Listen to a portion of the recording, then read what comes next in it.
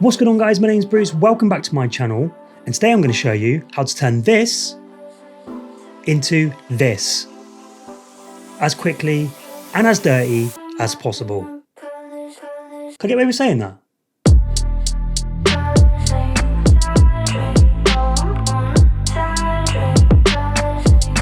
Now there's lots of different ways to recreate this effect and there's no particular right way to do it. This is just the way I like to do it, as I found it to be the easiest and easy works for me. I'll start off with a clip I want to use in a new composition. This is actually a 1080p clip that I've upscaled to 4K using a separate program. If you want to know how I did that, then click the link at the top or in the description to watch that video. I'll then go up to effects and find the Luma key effect. I'll drag that onto my footage and set the key type to key out brighter. I'll then bring up the threshold until my object appears but the sky around it doesn't. I'll then adjust the edge thin and feather to retain those parts of my object. Then I'll go back up to effects and find the key cleaner effect. I'll drag that onto my footage and adjust the additional edge radius, alpha contrast, and I'll enable reduce chatter. The idea here is to remove the remainder of the sky around the edge of your object. These settings will be different for you, so play around until you get something that works. Next I'll go to the first frame, select the pen tool, and I'll draw a simple mask around the rest of the sky. I'll press M on my keyboard, set the mask type to none, enable the mask path, then move along to the end of the timeline and adjust it accordingly. I'll then scrub through the timeline to make sure only the sky is inside the masked area, and I'll set the mask to subtract. Now we can add the sky, so find one that has a similar direction and perspective as your footage. I got mine from a website called Pixabay where you can download completely free, royalty-free stock images and videos for commercial and non-commercial purposes. I'll leave a link in the description. I'll drag that clip onto my timeline and adjust its position and timing until I find something that I like.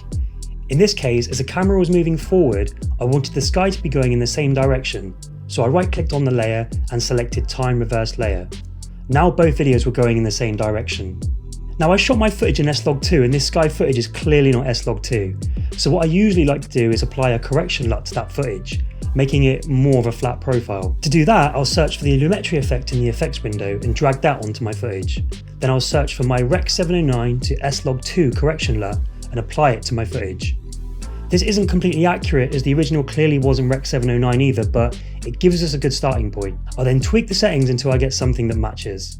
Now I'll create a new adjustment layer, making sure it's at the top of my layers and rename it to LUT. I'll drag the Lumetri effect onto this layer and I'll search for a creative LUT that I want to use. Then I'll just adjust the LUT until I'm happy. This should now tie the two clips together much better. If you need to make adjustments to your original footage, then drag a Lumetri effect onto that layer and play around until it works.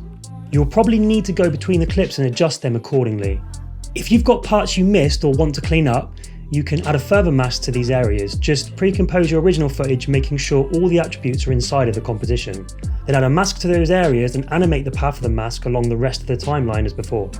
If there's a sun in your sky, you could add a lens flare to give it a more dramatic effect. Personally, I don't really like using these, but here's how to do it. Add a new adjustment layer, put it at the top, then search for the lens flare effect and drag it onto that layer. Next to flare center, there's a target. Use this to place a flare in the same location as where the sun is in the footage. Adjust the flare brightness, lens type, and blend with original until you get something that you like. Now animate the adjustment layer's opacity to 0 when the clouds cover the sun and 100 when it's on show.